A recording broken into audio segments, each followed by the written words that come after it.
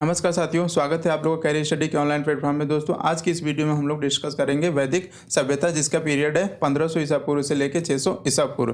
तो अध्ययन की दृष्टि से वैदिक काल को दो कालखंडों में बांटा गया है। एक तो ऋग्वैदिक काल है जो 1500 ईसा पूर्व से लेके 1000 ईसा पूर्व देखा जाता है, जिसमें केवल ऋग्वेद आता है। और दूसरा है उत्तर वैदिक काल, जिसमें 1000 ईसा पूर्व से 600 ईसा पूर्व का इसका कालखंड है, जिसमें सामवेद, यजुर्वेद और अथर्ववेद, ये जो तीनों वेद हैं इस उत्तर वैदिक काल में लिखे गए हैं। तो इसी वीडियो में हम लोग इसी को देखेंगे।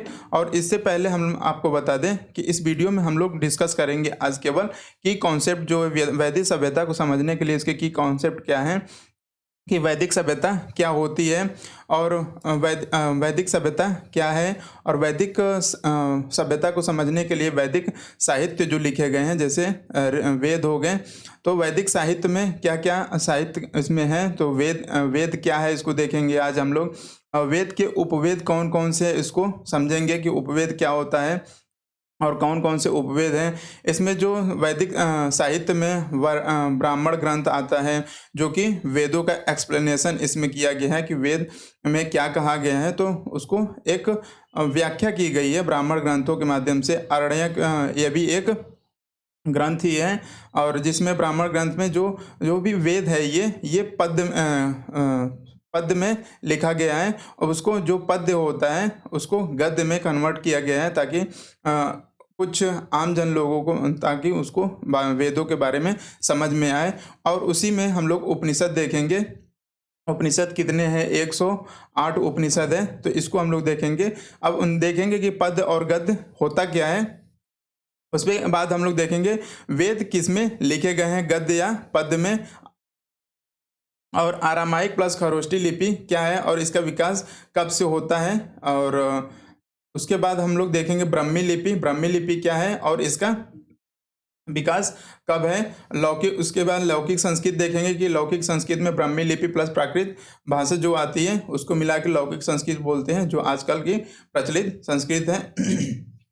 तो उसके बाद हम लोग देखेंगे आर्यों का मूल निवास स्थान कहाँ है, और आर्यों के मूल निवास स्थान को लेकर विद्वानों के बीच क्या क्या मतभेद है। तो इसको आज मेन टॉपिक हम लोग का ये रहेगा। और वैदिक सभ्यता को समझने के लिए ये की कॉन्सेप्ट समझना जरूरी है, क्योंकि लोग कह देते हैं कि ये ऋग्वेद में ये लिखा है, ऋग्वेद के ये शतपथ ब्राह्मण में ये लिखा है, तैत्तिरीय आरण्यक में ये लिखा है। तो इन सब चीज़ों को समझने के लिए आखिर ये ब्राह्मण ग्रंथ, आरण्यक, उपनिषद ये सब है क्या, आप लोग जब जानते रहेंगे। और कहा जाता है कि अथर्ववेद को गद्य और पद्य दोनों में लिखा गया है। तो आप लोग को समझ में आना चाहिए कि गद्य और पद्य होता क्या है। जो छोटी छोटी चीज़ें आप लोग को समझ में आएंगी, उसका कॉन्सेप्ट क्लियर रहेगा, तभी आप लोग को आगे वैदिक सभ्यता को समझने में आसानी होगी। तो इसी के साथ चलिए हम लोग अपने वीडियो को शुरू करते हैं। और आप लोग को बता दूं कि पिछली वीडियो हमने सिंधु घाटी सभ्यता पे डिस्कस किया था, और उसमें पूरी सिंधु घाटी सभ्यता के जो जो भी स्थान है, कहाँ कहाँ से उत्खनन में क्या क्या प्राप्त हुए हैं, उसको हमने डिस्कस किया है कि ये शहर, ये जगह कहाँ है, मोहनजोदड़ो कहाँ है, हड़प्पा कहाँ है। तो अगर आप लोगों ने उस वीडियो को नहीं देखी है तो प्ले में जाके देख लीजिए। प्राचीन भारत के इतिहास के नाम से प्ले द कैरियर स्टडी के यूट्यूब चैनल पे बनाया गया है, उसमें से आप लोग जाके देख लीजिए। तो अब हम लोग यहाँ पे बात करेंगे वेदों की। जो अब यहाँ पे हम लोग बात करेंगे कि वैदिक सभ्यता की। वैदिक सभ्यता में हम लोग देखेंगे कि इसकी वैदिक सभ्यता क्या है और आर्य कहाँ से क्या है। तो इसका बात करें, इसका समय और कालक्रम बात करें, तो इसका समय और कालक्रम आप लोग देख रहे हैं 1500 ईसा पूर्व से 600 ईसा पूर्व माना जाता है। भारत की प्रथम ग्रामीण सभ्यता थी। प्रथम ये ग्रामीण सभ्यता थी। इसके पहले हम लोगों ने सिंधु घाटी सभ्यता देखा। तो सिंधु घाटी सभ्यता क्या थी? एक नगरी सभ्यता थी, वो एक अर्बनाइजेशन था वो। अब यहाँ पे उसके बाद वैदिक सभ्यता 1500 ईसा पूर्व से, यहाँ से आप लोग देखेंगे 1900 ईसा पूर्व।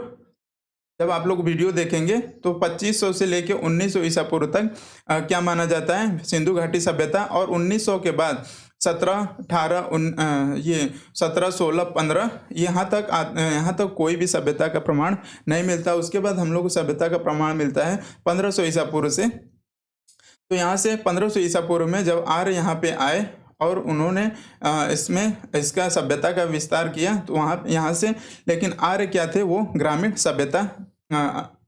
सभ्यता में रहते थे वो लोग, और ये भारत का प्रथम ग्रामीण सभ्यता थी। तो जिस काल के इतिहास की जानकारी हमें वैदिक साहित्यों से प्राप्त होती है उसे वैदिक युग या वैदिक सभ्यता के नाम से जाना जाता है। वैदिक सभ्यता के निर्माता आर्य थे। तो जिस कालखंड की जानकारी हमें वैदिक साहित्यों से मिलती है उसे हम लोग क्या कहते हैं, वैदिक युग या वैदिक सभ्यता कहते हैं। और ये वैदिक सभ्यता के निर्माता कौन थे, आर्य थे। अभी हम लोग आगे देखेंगे कि वैदिक साहित्य कौन कौन से हैं। पहले यहाँ पे आर्य लोगों को थोड़ा डिस्कस कर लें। तो आर्य संस्कृत भाषा का शब्द है जिसका अर्थ है श्रेष्ठ यानी कुलीन। तो आर्य एक संस्कृत भाषा का शब्द है जिसका अर्थ होता है श्रेष्ठ या कुलीन। आर्यों के मूल निवास को लेकर विभिन्न विद्वानों ने उनके मूल निवास को लेकर कई चीज़ें कही हैं। जैसे दयानंद सरस्वती के अनुसार आर्य तिब्बत से आए। इनकी बुक इन्होंने लिखी है एक सत्यार्थ प्रकाश। इसमें इन्होंने डिस्कस किया है कि आर्य कहाँ से आए थे। तो उन्होंने ये बताया, इस बुक में के माध्यम से बताया कि आर्य तिब्बत से आए थे। बाल गंगाधर तिलक के अनुसार आर्य उत्तरी ध्रुव से आए और इन्होंने बुक लिखी the Arctic home of the Aryans कि आर्यंस का जो होम था, मेन पोस्टलैंड था, वो कहाँ था, उत्तरी ध्रुव है। लेकिन इन लोगों की बातों को माना नहीं गया। मैक्स मुलर जर्मनी के मैक्स मुलर के थे, इनके अनुसार आर्य मध्य एशिया से आए और सबसे प्रामाणिक यही माना जाता है।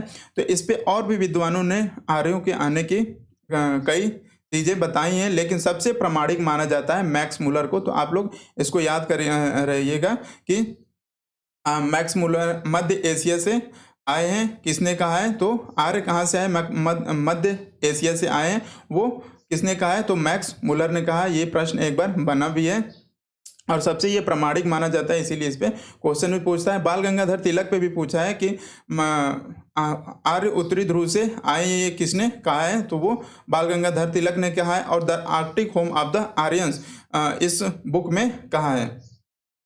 अब आर्यों का निवास का हम लोग मूल निवास जो कह रहे हैं मैक्स मुलर, उसके कि सबसे प्रामाणिक यही जो माना जा रहा है कि आर्य मध्य एशिया से आए हैं। तो आप लोग यहाँ पे इमेज में देख सकते हैं कि ये जो ब्लैक सी है, ये ब्लैक सी और यहाँ कैस्पियन पर्वत है, माउंटेन्स हैं, यहीं से आर्यंस का विस्तार होता है। और ये यहाँ से मध्य एशिया होते, पश्चिमी एशिया होती है, यूरेशिया होते हुए ये लोग कहाँ पे आए, ये पूर्वी एशिया में यहाँ पे आए, जो कि पाकिस्तान, अफगानिस्तान, पाकिस्तान, तुर्कमेनिस्तान, ये सब और भारत के सप्त सिंधु प्रदेश में यहाँ पे आते हैं आर्यन सबसे पहले 1500 ईसा पूर्व में। तो ये एक मैप के माध्यम से आपको समझाने की कोशिश की जा रही है कि, और इस यहाँ पे हम लोग देख रहे हैं ये आर्यों का जो सबसे पहला अर्ली वैदिक पीरियड है आर्यों का, ये यहाँ पे ये आके इनका जमाव सब सिंधु प्रदेश में रहता है, जो कि 7 नदियों का समूह है। जैसे ये सिंधु देख सकते हैं, कुर्रन देख सकते हैं, गोमती देख सकते हैं। ये सिंधु आगे जाके यहाँ समुद्र में मिल जाती है, अरब की खाड़ी में। सरस्वती, सतुद्री यहाँ पे देख सकते हैं, विप्सा देख सकते हैं, ये गंगा है, यमुना है। तो इन्हीं सप्त सिंधु प्रदेशों में आके आर्य रहते हैं। तो अब चलिए आगे हम लोग, तो बात होगी हम लोग की किस पे, आर्यों के मूल निवास के। इसके पोस्टलैंड देख सकते हैं आप लोग, ये ब्लैक सी और यहाँ से कैस्पियन सी है, यहीं से इनके पोस्टलैंड है और यहीं से इन लोग का, इनका आर्यंस का विस्तार हुआ है। तो ये आप लोग इस मैप में, वर्ल्ड मैप में देख सकते हैं, ये यहीं पे आगे ब्लैक सी है और यहीं से यहाँ पे इराक, ईरान होते हुए पाकिस्तान, अफगानिस्तान होते हुए ये लोग भारत आते हैं। और लास्ट 600 BC तक आते आते, ईसा पूर्व तक आते आते इनका एक्सपेंशन पूरा, हाँ, उत्तर वैदिक आता आते ये इनका एक्सपेंशन पूरे पूर्वी उत्तर प्रदेश तक हो जाता है और बिहार, उत्तर प्रदेश तक इनका एक्सपेंशन हो जाता है। तो ये चीज़ें कि आर्यों के आगमन की, कि आर्य आगे आखिर आए कहाँ से और इनका मूल निवास क्या है। तो इस टॉपिक को हम लोगों ने देख लिया कि आर्यों का मूल निवास क्या था। अब हम लोग बात करते हैं वेदों पे। जिस काल के इतिहास की जानकारी हमें वैदिक साहित्य से प्राप्त होती है उसे वैदिक युग या वैदिक सभ्यता के नाम से जाना जाता है। तो अब यहाँ पे हम लोग देखेंगे वैदिक सभ्यता की जानकारी वैदिक साहित्य से होती है। तो वैदिक साहित्य में है क्या क्या चीज? तो वैदिक साहित्य में वेद हैं, जो 4 वेद ये नीचे आप लोग देख रहे हैं, ऋग्वेद, सामवेद, यजुर्वेद और अथर्ववेद। और ऋग्वेद सबसे प्राचीन वेद है। तो ये सबसे पहले वेद लिखे गए। अब वेदों को समझने के लिए और जो ऋषि मुनि थे, जो बुद्धिजीवी लोग थे उस समय के, अब उनको क्या हुआ, उन्होंने एक उपवेद लिखा इसका। अब उपवेद की बात करें तो उपवेद, वेदों का जो उपवेद है सॉरी, वेदों के उपवेद देख रहे हैं आप लोग। ऋग्वेद का उपवेद आयुर्वेद है। आयुर्वेद यहाँ पे आयुर्वेद है। आयुर्वेद के रचयिता कौन है? धन्वंतरी हैं। और जो ऋग्वेद को पढ़ने वाले पुरोहित होते थे उनको होता या होत्री कहा जाता है। ऐसे ही सारे यजुर्वेद का धनुर्वेद है, सामवेद का उपवेद गंधर्व है, अथर्ववेद का उपवेद कौन सा है? शिल्प वेद है। और इनके जो रचयिता हैं उनके नाम भी दिए गए हैं और इनके पुरोहितों के नाम दिए गए हैं। अभी इसको आगे हम डिस्कस करेंगे। पहले हम लोग आते हैं अपने मेन टॉपिक पे। तो यहाँ पे वेद को देखेंगे कि वैदिक साहित्य में वेद आता है, उपवेद आता है, ब्राह्मण आता है। वेद क्या है? वेद पद्य में लिखे गए हैं। पद्य कहने का मतलब है कि उसमें एक तुकबंद, छंद, ये सब की चीज़ें लिखी होती हैं। जैसे आप लोग देखेंगे, रहीमन पानी राखिए बिन पानी सब सून, ये सब एक दोहा के टाइप में, एक छंद के टाइप में इन सब वेदों को लिखा गया है। अब इन्हीं को आम जनमानस के भाषा में लिखने के लिए उनको एक्सप्लेन किया गया है ब्राह्मण ग्रंथों में, उसके बाद अरण्यक ग्रंथों में, उसको भी और एलोबरेट और व्याख्या किया गया उपनिषद। जैसे हम लोग देखते हैं एनसीईआरटी बुक्स हैं, एनसीईआरटी बुक्स को एक्सप्लेनेशन, एनसीईआरटी बुक्स थोड़ी सी हार्ड होती हैं पढ़ने में, तो उसके लिए क्या होता है कि एक reference book on other publications के आते हैं जो कि उसमें आसान भाषा में लिखे गए हैं। तो उसी प्रकार से ये जो वेद हैं, वेदों के ही जो एक्सप्लेनेशन है आगे की वेदों में क्या कहा गया है, क्या है, उसी में ही इन सब चीज़ों को ये है, उसका ही पार्ट्स है वेद का, जो कि एक्सप्लेनेशन है। इसमें ब्राह्मण हो गया, तैत्रीय ब्राह्मण, ऐत्रेय ब्राह्मण, अरण्यक हो गया, उपनिषद हो गया, मुंडकोपनिषद हो गया, मांडुक्य उपनिषद हो गया, ये सब सारे उपनिषद हैं। जो उपनिषदों की संख्या 108 है। अब उपनिषदों को भी यहाँ पे और भी एलोबरेट किया गया और एक्सप्लेन किया गया कि उसके अंदर और चीज़ों को, तो उसको वेदांग कहते हैं। और वेदांग यहाँ पे हम लोग देखेंगे 6 प्रकार के होते हैं: शिक्षा, कल्प, व्याकरण, निरुक्त और छंद। ये सब क्या है? व्याकरण। इसमें हम लोग देखेंगे कि ये हम लोग 6 वेदांगों को यहाँ पे डिस्कस करेंगे आगे। तो ये 6 वेदांग हैं इसको। और उसके बाद 6 दर्शन देखेंगे। वैदिक काल के 6 दर्शन हैं जो वेद और उपनिषद को पढ़कर ही 6 ऋषियों ने अपना दर्शन गढ़ा है। इसे भारत का 6 दर्शन कहा है। तो वेदों और उपनिषदों को पढ़कर और भी इसको एलोबरेट किया गया। तो इसको क्या कहता है? 6 दर्शन। और सांख्य दर्शन पे कपिल, न्याय दर्शन पे गौतम, योग दर्शन पे पतंजलि, वैशेषिक दर्शन पे कणाद और उत्तर मीमांसा पे वादरायण, पूर्वी मीमांसा पे जैमिनि। यहाँ पे आप लोग का प्रश्न इससे हमेशा देखते हैं कि योग दर्शन किसने लिखा है? तो पतंजलि ने लिखा है। और वेदों और उपनिषदों को पढ़ के ही उन्होंने इस योग दर्शन को लिखा है। तो चलिए मेन टॉपिक पे आते हैं और देखते हैं। यहाँ पे हम लोग ने देख लिया था उपनिषद, वेदांग, 6 वेदांग है: शिक्षा, कल्प, व्याकरण, निरुक्त, छंद। और 6 दर्शन भी देख लिए, जो 6 दर्शन। अभी यहाँ पे हम लोग उसको और अच्छे से डिस्कस करेंगे। 6 दर्शन जो क्या है, जो वेदों और उपनिषदों को पढ़ के और एक्सप्लेन किया गया वेदों को, उसको 6 दर्शन कहते हैं। और जो अब यहाँ पे वेद के अंतर्गत 4 वेद हैं: ऋग्वेद, सामवेद, यजुर्वेद। अब यहाँ से हम लोग वेदों को एक्सप्लेन करना शुरू करेंगे। अब यहाँ पे वेद जो 4 हैं: ऋग्वेद, यजुर्वेद, सामवेद, अथर्ववेद। वेद क्या है? अब यहाँ वेद हम लोग देख लेते हैं कि वेद क्या है। तो वेद संस्कृत शब्द है जिसका अर्थ होता है ज्ञान, यानी ज्ञान का भंडार है। वेदों में क्या है? ज्ञान का भंडार है।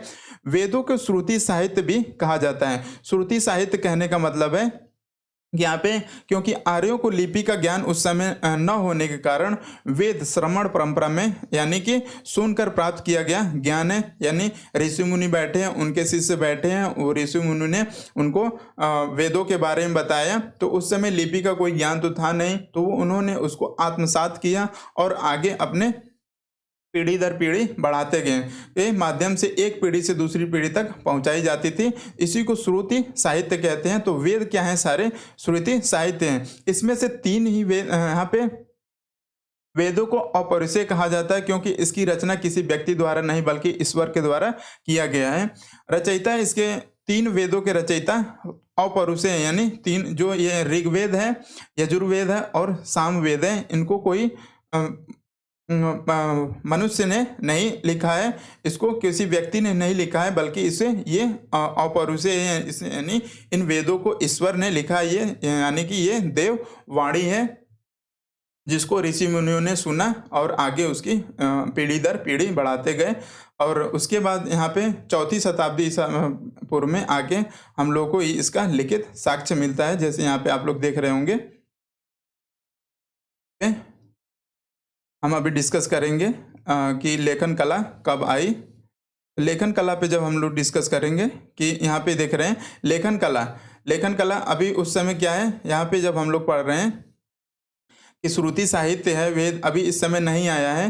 तो जाके लेखन कला कब आती है? 500 ईसा पूर्व के आसपास उत्तर पश्चिमी प्रांत में आरामाइक प्लस खरोष्टी लिपि जो दाएं से बाएं लिखी जाती थी, यानी इधर से इधर लिखी जाती थी, उसे दाएं से बाएं आरामाइक और खरोष्टी लिपि जो कि प्रचलन में हुआ, जो कि ये ईरानी प्रभाव से है। अब यहाँ से 500 ईसा पूर्व में ये पश्चिमी प्रांत में अरामाइक प्लस खरोष्टी लिपि जो दाएं से बाएं लिखी जाती थी, उसके प्रभाव से आगे लेखन कला बढ़ती है। और 400 ईसा पूर्व में इधर ब्राह्मी लिपि बाएं से दाएं, जो हम लोग के यहाँ पे इधर आए, यहाँ से अब बाएं से दाएं ब्राह्मी लिपि का विकास होता है, प्रचलन हुआ। तब जाके यहाँ पे 400 ईसा पूर्व में जाके वैदिक ग्रंथ लिखे गए और इसे लौकिक संस्कृत वैदिक प्लस प्राकृत कहा गया है। तो जो ये वैदिक ग्रंथ लिखे गए हैं ये लौकिक संस्कृत में लिखे गए हैं, यानी आम जनमानस की भाषा में लिखे गए हैं। इसमें वैदिक प्लस प्राकृत दोनों भाषाओं का प्रयोग किया गया। लौकिक संस्कृत का पहला ग्रंथ यास्क का लिखा हुआ निरुक्त है, जो वेदांग हम लोग ने देखा था अभी। वेदांग जो 6 वेदांग थे, 6 वेदांगों में से एक यास्क का ये निरुक्त है। ये यहाँ पे देख सकते हैं आप लोग, ये यास्क का निरुक्त है। इसी को सबसे पहले इन्होंने लिखा है यास्क ने। तो संस्कृत का लौकिक संस्कृत में लिखा, लौकिक संस्कृत का पहला ग्रंथ है यास्क का लिखा हुआ निरुक्त। इसको आप लोग ध्यान रखिएगा।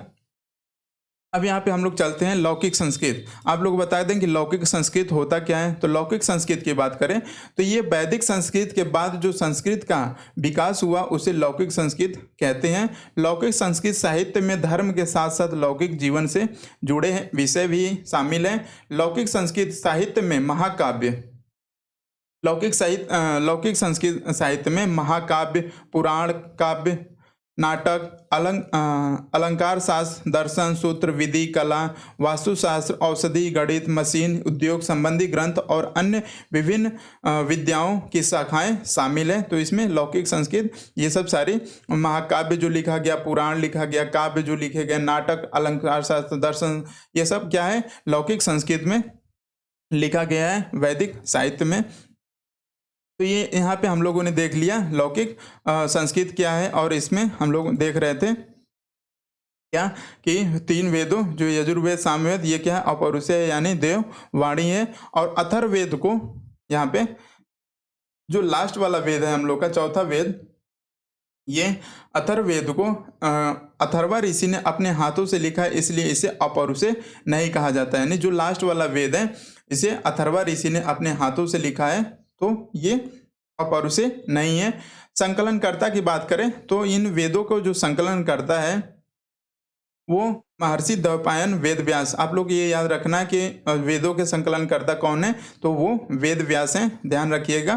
तो वेदों के संकलनकर्ता महर्षि द्वैपायन वेद व्यास है। इनका पूरा नाम महर्षि द्वैपायन वेद व्यास है। यानी वेद व्यास, इसी क्वेश्चन में पूछा जाता है कि वेदों के संकलनकर्ता कौन है? तो वेद व्यास हैं। वेद के प्रकार अभी हम लोग देखें, ऋग्वेद जो सबसे प्राचीन है, सामवेद, अथर्ववेद, ये सब जो है यजुर्वेद क्या है? नवीनतम यानी उत्तर वैदिक काल का है ये। नेक्स्ट हम लोग तो ये इतनी चीजें आप लोग को समझ में आएगी। अब हम लोग नेक्स्ट चलते हैं यहाँ पे ऋग वैदिक काल, जो ईसा 1500 ईसा पूर्व से 1000 ईसा पूर्व, केवल इसमें जो ऋग्वेद आता है, अब इसमें वेद प्रायः पद में लिखा गया है। अब जो आप लोग को बताए थे कि पद और गद्य क्या होता है, तो इसको यहाँ पे आप लोग समझ लीजिए, ताकि जो लोग कहते हैं कि ऋग्वेद पद में लिखा गया है और एकमात्र जो अथर्ववेद है जो गद्य और पद में लिखा गया है, तो इसका मतलब क्या है? तो पद में वेद प्रायः पद में, सभी वेद प्रायः पद में लिखे गए हैं। एकमात्र अपवाद यजुर्वेद है जो गद्य तथा पद दोनों में लिखा गया है। तो इसमें पद क्या है? तो इसको पद में भाषा लय, तुकबंद और छंद के साथ होती है। जैसे पद में छंदों में विभाजित, पदों को छंदों में विभाजित किया जाता है और इसमें लय और तुकबंदी होती है। उदाहरण के लिए जैसे कविता हो गया, भजन हो गया, गीत हो गया। जैसे हम लोग जब एकेडमिक सेशन में थे तो एक कविता आती थी, उसको लिखा होता था प्रश्न में कि इस कविता का आप गद्य लिखिए, इस कविता का आप पद में व्याख्या कीजिए, गद्य में व्याख्या कीजिए। और पद्य, वो कविता क्या होती थी? पद में होती थी और उसकी व्याख्या हम लोग को गद्य में करना होता था, यानी कि अपने भाषा में। तो गद्य क्या होती है? गद्य में भाषा का स्वाभाविक और रोजमर्रा का प्रवाह होता है, जैसे जो रोज रोज हम लोग करते हैं वो होता है। गद्य में वाक्य और पैराग्राफ होते हैं और यह व्याकरण के नियमों का पालन करता है। उदाहरण के लिए उपन्यास हो गया, निबंध हो गया, लेख हो गया, पत्र हो गया, किसी को पत्र लिखते हैं, जो न्यूज़पेपर में लेख आर्टिकल्स आते हैं, ये सब क्या है? ये सब गद्य में होते हैं, ना कि वो तो गद्य का पद्य का एग्जाम्पल देख लीजिए, जैसे रहीमन पानी राखिए, बिन पानी सब सून, पानी गए न उबरे, मोती मानस चून। तो ये क्या है? पद्य का उदाहरण है, जो कि इसमें तुकबंदी, छंद, ये सब क्या है? ये देख रहे हैं, भाषा लय, तुकबंदी, छंद के अनुसार यहाँ पे इसको पद्य को बनाया गया है। जैसे जय हनुमान ज्ञान गुण सागर, जय कपीस तुम्हीं लोक उजागर, रामदूत अतुलित बलधामा, अंजनी पुत्र पवन सुत नामा। तो ये क्या है? ये पद में लिखा गया है, जो कि इसमें एक दोहा है, चौपाई है, ये सब जो कि इसमें तुकबंदी और छंद देखने को मिलता है। लेकिन यहाँ पे गद्य में क्या होता है? एक सामान्य लेखन में लिखा गया था, बस इसमें व्याकरण का ध्यान रखना होता है। मैं आज सुबह उठकर पार्क में टहलने गया, हवा ताजी थी और सूरज चमक रहा था। तो ये क्या हो गया? ये गद्य हो गया। इसमें कोई तुकबंदी नहीं दिख रही है, जैसे रहीमन पानी राखिए, बिन पानी सब सून, पानी गए न उबरे, मोती मानस चून। इसमें तुकबंदी दिख रही है और इसमें ये बस सामान्य ऐसे लिखा हुआ है। जैसे मैं एक बादल की तरह अकेला भटकता रहा, जो घाटियों और पहाड़ियों पर ऊंची उड़ान भरता है। तो ये क्या है? ये गद्य है। जो आम जनमानस की भाषा में लिखेंगे, अपने जैसे पत्र लिखते हैं, लेखन लिखते हैं, निबंध लिखते हैं, तो ये सब क्या हो गया? ये गद्य होता है। और पद्य जो कि दोहा, चौपाई, रोला, ये सब होता है, जिसमें जैसे रामायण हो गया, रामायण महाकाव्य हो गया, ये क्या है? पद में सारे लिखे गए हैं। तो ये पद्य और गद्य होता है, जो कि वेद क्या है? प्रायः सब क्या पद्य में लिखे गए हैं। इसका एकमात्र कौन सा है? यजुर्वेद है, जो लास्ट वाला वेद है, उसको गद्य तथा पद्य दोनों में लिखा गया है, क्योंकि ये उत्तर वैदिक काल में उस समय आ गया था। और उत्तर वैदिक काल में आने के पश्चात जो 1000 से यहाँ पे 1000 से 600 ईसा पूर्व तक देखेंगे, उसमें अब लोगों तक पहुँचाने के लिए यजुर्वेद को गद्य और पद दोनों में लिखा जाने लगा, आसान भाषा में। तो ये चीज़ें हम लोगों ने यहाँ पे देखी कि वेद किस में लिखे जाते थे और गद्य और पद क्या है। आशा है कि आप लोगों को समझ में आया होगा। जो कोई भी इशू आएगा, आप लोग कमेंट करके हमें बता दीजिएगा, ताकि हम आगे और अच्छे से चीज़ों को एक्सप्लेन कर सकें। अब देखें, तो यहाँ पे बात कर रहे हैं वेद। अब वेद के जो हमने दिखाया था कि ऋग्वेद है, अब इसके उपवेद भी लिखे गए। इन वेदों को समझने के लिए इनके उपवेद लिखे गए। जैसे कोई बुक होती है, उस बुक को पढ़ के जो हमारे बुद्धिजीवी लोग होते हैं, उसको एक और बुक लिखते हैं, उसको और एलोबरेट करते हैं कि इसमें क्या क्या कहा गया, इस बुक में क्या कहा गया है। ठीक है, तो इसी तरह इन वेदों को पढ़ के, जैसे ऋग्वेद को पढ़ के इसका उपवेद लिखा गया आयुर्वेद, और इसके रचयिता कौन है? धन्वंतरी जी ने ऋग्वेद को पढ़ के आयुर्वेद की रचना की, आयुर्वेद उपवेद की रचना की। और ऋग्वेद को पढ़ने वाले पुरोहित को होता या होत्री कहते हैं, यानी धन्वंतरी जी जब पढ़े इसको तो उनको होता या होत्री कहते हैं। ये सबसे प्राचीन वेद है। नेक्स्ट है यजुर्वेद। यजुर्वेद का उपवेद है धनुर्वेद। ये इसको आप लोग नोट कर लीजिएगा, यहाँ से क्वेश्चन एग्जाम में पूछता है कि ऋग्वेद का उपवेद कौन सा है, तो आयुर्वेद है। यजुर्वेद का उपवेद कौन सा है, तो धनुर्वेद है। धनुर्वेद को किसने लिखा है, तो धनुर्वेद को विश्वामित्र जी ने लिखा है। धनुर्वेद पढ़ने वाले पुरोहित को क्या करते हैं, अधुर्वा। ये तो बिल्कुल पूछता है, कई बार एग्जामों में पूछ चुका है विभिन्न एग्जामों में, कि ऋग्वेद के पढ़ने वाले पुरोहित को क्या कहते हैं, होता या होत्री कहते हैं। यजुर्वेद के पढ़ने वाले पुरोहित को क्या कहते हैं, तो अधुर्वा कहते हैं। तो ये यजुर्वेद का उपवेद है धनुर्वेद, और इसको किसने लिखा है, विश्वामित्र ने लिखा है। सामवेद का उपवेद है गंधर्व वेद, और इनको गंधर्व वेद के रचयिता कौन है, भरत मुनि है। सामवेद पढ़ने वाला पुरोहित कौन होता है, उद्गाता होता है। और अथर्ववेद को का उपवेद शिल्पवेद है। शिल्पवेद के रचयिता कौन है, विश्वकर्मा जी हैं। और यहाँ पे अथर्ववेद पढ़ने वाले पुरोहित को ब्रह्मा कहा जाता है।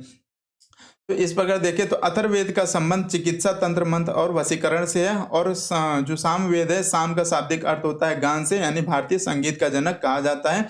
इसमें संगीत में स्रोत का वर्णन होता है। जो वेद है, वेदों में जो वाणी लिखी गई हैं उनको इसमें गा गा करके मंत्रों का उच्चारण किया जाता है। तो इसी को सामवेद में इसको रखा गया है।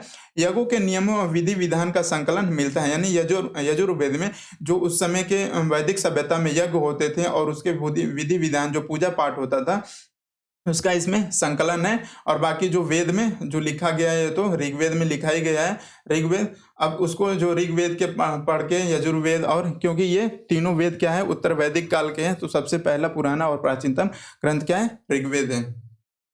तो आशा है आप लोग को ये टॉपिक भी समझ में आया होगा कि वेद है, अवेद क्या है, वेद के उपवेद क्या है। तो आगे हम लोग यहाँ पे क्या डिस्कस कर चुके हैं, वेद डिस्कस कर चुके हैं, उपवेद डिस्कस कर चुके हैं। बाकी वेद के अंतर्गत कौन कौन से, अब हम लोग का बचेगा ब्राह्मण। ब्राह्मण क्या है, तो यहाँ पे हम लोग देखेंगे ब्राह्मण पद्यात्मक। तो जो वेद है, ये जो वेद है, ये क्या लिखे गए हैं, प्रायः ये कहाँ पे लिखे गए हैं, ये पद्यों में लिखे गए हैं। यहाँ पे अभी हम लोगों ने देखा कि वेद क्या है, प्रायः पद्य में लिखा गया है। इसका एकमात्र तो यजुर्वेद जो गद्य और पद में लिखा गया है। तो जो पद्यात्मक, अभी आप लोग को बताया भी है कि जो पद होता है ये तुकबंदी छंद के माध्यम से लिखा होता है, जिसमें दोहा के माध्यम से चीज़ों को बताया जाता है। जैसे रहीमन पानी राखे, बिन पानी सब सून, गोई मोती मानस चून। तो ये क्या है, ये पद्यात्मक में लिखा गया है। तो इसी तरह वेद क्या है, पद्यात्मक है, वेद लिखा गया पद्यात्मक वेदों का। अब इन्हीं वेदों का जो गद्यात्मक विश्लेषण किया गया, यानी जो आम भाषा में लिखा गया, लौकिक संस्कृत में लिखा गया, गद्यात्मक विश्लेषण जिस वैदिक साहित्य में मिलता है उसे ब्राह्मण कहते हैं। तो अब जो ये गद्यात्मक विश्लेषण जो वेद है, वेद का जो पद्यात्मक, वेदों का गद्यात्मक विश्लेषण जहाँ पे मिलेगा उसे ही ब्राह्मण कहा जाता है। और दूसरे शब्दों में ब्राह्मण साहित्य विशुद्ध रूप से गद्य में लिखा गया है, यानी ब्राह्मण साहित्य पूरा आप लोगों को किस में मिलेगा, गद्य में मिलेगा।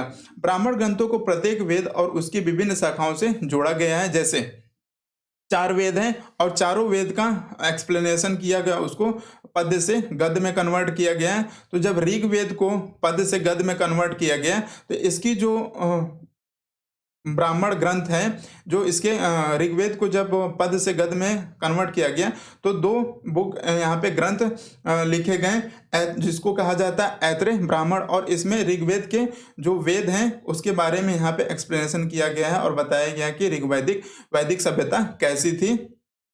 यहाँ पे ऐत्रेय ब्राह्मण है और कौशिकीय ब्राह्मण है, जो कि ऋग्वेद का एक उपवेद यानी गद्यात्मक विश्लेषण इसमें दिया गया है, ऐत्रेय और कौशिकीय ब्राह्मण में, जिसको संख्यान ब्राह्मण भी कहा जाता है। यहाँ पे यजुर्वेद शतपथ में यजुर्वेद का जब गद्यात्मक विश्लेषण किया गया तो इसके इसके ग्रंथ को नाम दिया गया शतपथ ब्राह्मण और तैतृय ब्राह्मण। सामवेद के जब गद्यात्मक विश्लेषण किया गया तो इसके ग्रंथ को कहा गया पंचविश ब्राह्मण और षड्विश ब्राह्मण और जैमिनी ब्राह्मण।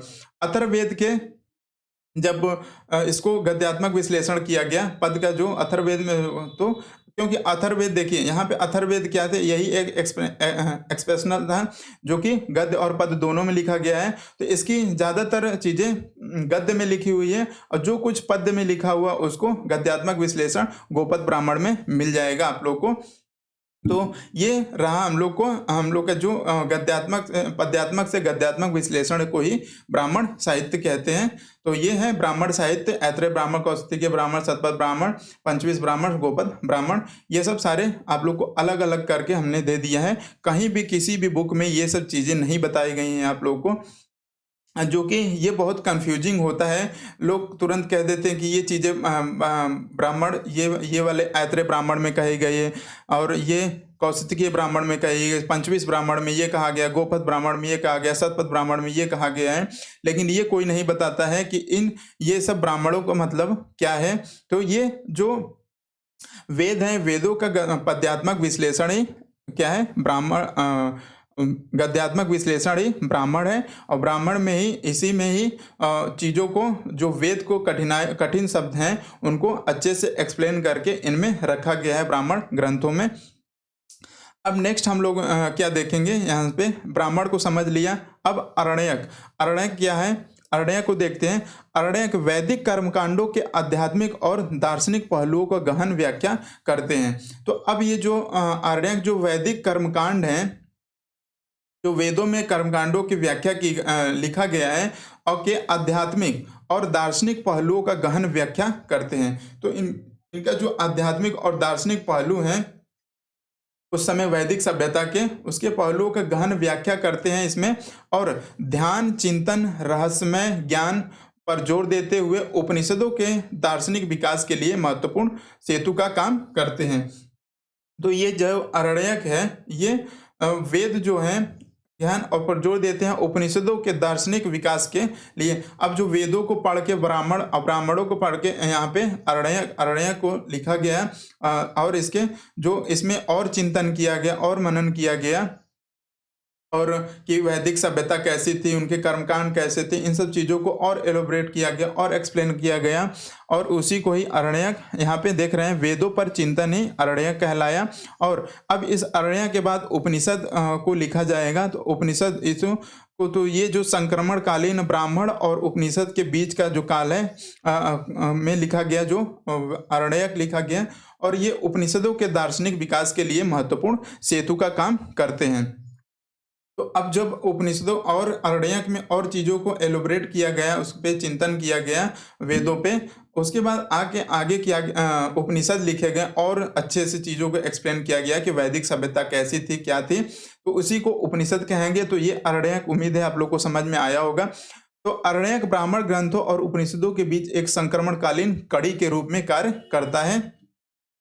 अरण्यक गद्य और पद दोनों में लिखा गया है। अरण्यक को भी अब यहाँ पे क्या गया है कि गद्य और पद दोनों में लिखा गया है। अब इसी को जो गद्यात्मक जो पद्यात्मक है उसको गद्यात्मक विश्लेषण उपनिषदों के माध्यम से और उसको बताया जाएगा। तो इसका अब हम लोग देख लें कि ऋग्वेद का जो अरण्यक लिखा गया, तो इसका ऐत्रेय अरण्यक कहते हैं, कौशिकी अरण्यक कहते हैं। वही चीज़ें हैं यहाँ पे ऋग्वेद में, बस यहाँ पे जो नाम है यहाँ पे बस अरण्यक लग जाएगा। यहाँ पे जो ऐत्रेय ब्राह्मण था, ब्राह्मण ग्रंथ हो गया, यहाँ कौशिकी ग्रंथ हो गया, कौशिकी ब्राह्मण ग्रंथ हो गया। इसी तरह यहाँ पे अरण्यक में क्या होगा, ऐत्रेय अरण्यक हो जाएगा, कौशिकी अरण्यक हो जाएगा, संख्यायन अरण्यक। यहाँ पे केवल अरण्यक ऐड हो जाएगा।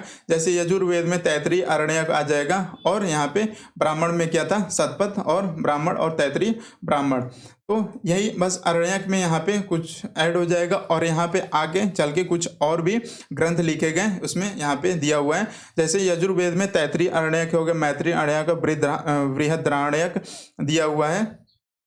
इससे क्वेश्चन पूछता है कि बृहदारण्यक आरण्यक में क्या लिखा गया है, तो उसमें यहाँ पे ऑप्शन दिया रहता है। सामवेद का जो आरण्यक है वो आरण्यक ग्रंथ जो है तवलाकर आरण्यक है, जैमिनी उपनिषद आरण्यक है। अथर्ववेद से जुड़ा कोई भी आरण्यक वर्तमान समय में नहीं है। तो ठीक है, तो इसके लिए आरण्यक कोई भी वर्तमान समय में नहीं है। तो उम्मीद है आप लोग को आरण्यक भी समझ में आएगा कि आरण्यक क्या है। कुल मिला के मेन चीज़ें हैं कि कैसे वेद को और समझा जाए, कैसे आम जनमानस को ये बताया जाए कि वेद में क्या थे, हमारी संस्कृति, हमारी सभ्यता क्या थी, और उसके तो इन्हीं सब चीज़ों को एक वेद में संकलन किया गया। वो संकलनकर्ता कौन थे? वेद व्यास थे। अब उसी सारे वेदों को, ऋग्वेद, यजुर्वेद, सामवेद, अथर्ववेद में क्या चीज़ें कही गई हैं, क्या लिखा गया है, उन्हीं सब चीज़ों का एक्सप्लेनेशन ब्राह्मण ग्रंथों के माध्यम से, आर्य ग्रंथों के माध्यम से किया जा रहा है। आगे नेक्स्ट है अब उपनिषद 108 उपनिषदों की, यहाँ पे 108 उपनिषद की व्याख्या किया गया।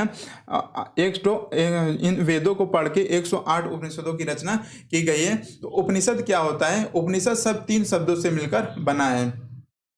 उप यानी निकट, नी मतलब नीचे, और सद मतलब बैठना। यानी इसका शाब्दिक अर्थ है गुरु के समीप नीचे बैठकर ज्ञान अर्जित करना, जो इस बात को दर्शाता है कि प्राचीन काल में शिष्य गुरु के पास बैठकर ज्ञान प्राप्त करते थे। तो वैदिक साहित्य का अंतिम भाग उपनिषद कहलाता है, इसीलिए इसे वेदांत भी कहते हैं। अब ये जो वैदिक साहित्य है, अब लास्ट यहीं पे इसका वेदांत, अब इसके आगे एक्सप्लेनेशन नहीं मिलते हैं, इसलिए इस उपनिषद के बाद ही यहाँ पे ख़त्म हो जाता है सारी चीज़ें। तो यहाँ पे इसी को वेदांत कहा जाता है। और कुल उपनिषद कितने हैं? 108 है, जिसमें से 10-12 प्रमुख उपनिषद हैं, जो कि हम लोग को एग्जाम की दृष्टि से पढ़ना है। तो एग्जाम की दृष्टि से 10-12 प्रमुख उपनिषद पूछे जाते हैं कि कौन से उपनिषद में क्या लिखा है। जैसे ऋग्वेद का उपनिषद की बात करें तो ऋग्वेद का उपनिषद कौन सा है? ऐत्रेय उपनिषद है और कौशिकीय उपनिषद है। यजुर्वेद का उपनिषद की बात करें तो तैत्तिरीय उपनिषद, मैत्रेयी उपनिषद, कठोपनिषद और बृहदारण्यक उपनिषद है। सामवेद का बात करें तो छांदोग्य उपनिषद है, केन उपनिषद है। इसमें सारी चीज़ें सामवेद में क्या लिखा गया है उसका यहाँ पे एक्सप्लेनेशन इसमें इस उपनिषद में आप लोग को मिल जाएगा। तो छांदोग्य उपनिषद, केन उपनिषद, यहाँ मांडुक्य उपनिषद, अथर्ववेद का क्या है उपनिषद, मांडुक्य उपनिषद, मुंडकोपनिषद। इसी में मुंडकोपनिषद में ही आप लोग देखेंगे सत्यमेव जयते यहीं से लिया गया है। सत्यमेव जयते, सत्यमेव जयते यहीं से लिया है। देखा अशोक स्तंभ में जो नीचे लिखा होता है सत्यमेव जयते, ये कहाँ से लिया गया? मुंडको उपनिषद से लिया गया। मांडुक्य उपनिषद से सत्यम शिवम सुंदरम लिया गया है यहाँ से, अथर्ववेद से। और प्रश्नो उपनिषद, तो ये उपनिषद हो गए, जिसको कुल मिला के ये हम लोग को जानना है कि ये जो उपनिषद होते हैं, आरण्यक होते हैं, ब्राह्मण ग्रंथ होते हैं, शतपथ ब्राह्मण, ये सब सारे, जैसे शतपथ ब्राह्मण, ऐत्रेय ब्राह्मण, तैत्तिरीय ब्राह्मण, पंचविश ब्राह्मण, षड्विश ब्राह्मण, जैमिनी ब्राह्मण, गोपद ब्राह्मण, ये सब क्या है? तो ये सब वेदों का ही एक एक्सप्लेनेशंस है, ग्रंथ हैं, जिसमें वेदों को एक्सप्लेन किया गया है और आगे चीज़ों को बढ़ाया गया है। जैसे आरण्यक हो गया, वेदों पर चिंतन किया गया है, चिंतन करके बताया गया है कि यहाँ पे वैदिक सभ्यता में ये चीज़ें थी, वेदों में ये लिखा गया है। तो ये सब सारी चीज़ें यही है। और यहाँ पे उपनिषद जो गुरु के समीप बैठ के शिक्षा लेते थे, उसको यहाँ पे वो लिखते थे उसमें। अब आगे चल के उसमें जब लेखन कला विकसित हो गई तो आगे चीज़ों को संकलन किया जाने लगा। तो इस प्रकार से सारी चीज़ें आप लोग को उम्मीद है समझ में आई होगी।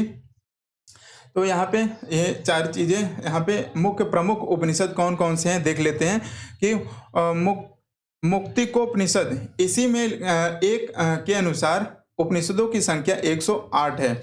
यानी मुक्तिकोपनिषद में ही बताया गया है कि 108 उपनिषद है। और इसी तरह देखा जाए कि ऐत्रेय उपनिषद है, कौशिकीय उपनिषद है, तैत्तिरीय उपनिषद है, मैत्रेयी उपनिषद है, कठोपनिषद है। अब कठोपनिषद में ही जैसे पूछ लेता है कि आत्मा का आवागमन और यम नचिकेता संवाद किस उपनिषद में है, तो वो किस में है, कठो उपनिषद में। बृहदारण्यक उपनिषद में क्या कहा, अहम ब्रह्म सिम, यानी मैं ही ब्रह्म हूँ। इसमें इस किस में वर्णित है, तो ये बृहदारण्यक उपनिषद में वर्णित है, अहम ब्रह्म सिम, मैं ही ब्रह्म हूँ। ऐसो उपनिषद, छांदोग्य उपनिषद, केन उपनिषद, मुंडको उपनिषद, ये सब क्या है, प्रमुख उपनिषद हैं जिससे प्रश्न पूछे जाते हैं।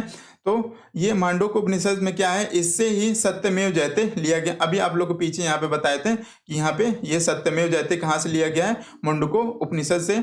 मांडूक्य उपनिषद से सत्यम शिवम सुंदरम जो हम लोग देखते हैं कि सत्यम बोलते हैं, सत्यम शिवम सुंदरम, ये कहाँ से लिया गया है, मांडूक्य उपनिषद से लिया गया है। और प्रश्न और नेक्स्ट क्या है प्रमुख उपनिषद में, प्रश्नो उपनिषद, ईशो उपनिषद। तो ये सब क्या है, सारी चीजें ये उपनिषद हैं।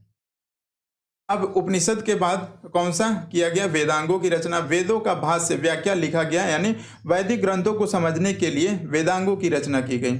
अब जो वैदिक ग्रंथ हैं उनकी व्याख्या और छोटे छोटे पार्ट में करके किया गया। जैसे 6th 7th में हम लोग जब होते हैं तो साइंस में सब कुछ दिया था, बायो, जियोग्राफी, केमिस्ट्री, ये सब, फिजिक्स सब दिया होता है। जब 9th में आते हैं तो चीज़ें अलग हो जाती हैं, केवल बायो, केमिस्ट्री, फिजिक्स अलग अलग बुक हो जाती हैं। फिर जब हम लोग ग्रेजुएशन में 11th 12th में आते हैं तो फिजिक्स केमिस्ट्री केवल पढ़ते हैं, या फिजिक्स बायो पढ़ते हैं, तो अलग अलग चीज़ें। अब जैसे ग्रेजुएशन में हम लोग जाएं तो केवल फिजिक्स से ग्रेजुएशन करेंगे, तो वो उन्हीं सब चीज़ों को यहाँ पे वैदिक ग्रंथों को अलग अलग चीज़ों में बांट के एलोब्रेट किया गया, एक्सप्लेन किया गया। तो उसी में वैदिक ग्रंथों को समझने के लिए वेदांगों की रचना की गई। वेदांग कितने हैं, 6 हैं। और किसमें क्या क्या है, शिक्षा है, कल्प है, व्याकरण है, ज्योतिष है, निरुक्त है और छंद है। जिसमें हम लोग देखा था कि लौकिक संस्कृत में सबसे पहला लिखा हुआ ग्रंथ कौन सा है, निरुक्त, जो कि किसने लिखा है, निरुक्त, जो कि यास्क ने लिखा है। तो सबसे पहले यहाँ पे हम लोगों ने देखा था, आप लोग को दिखा देते हैं। शुरू में ही हमने आपको डिस्कस किया था कि यास्क का लिखा हुआ कौन सा निरुक्त है, ये है, यहाँ पे देख सकते हैं।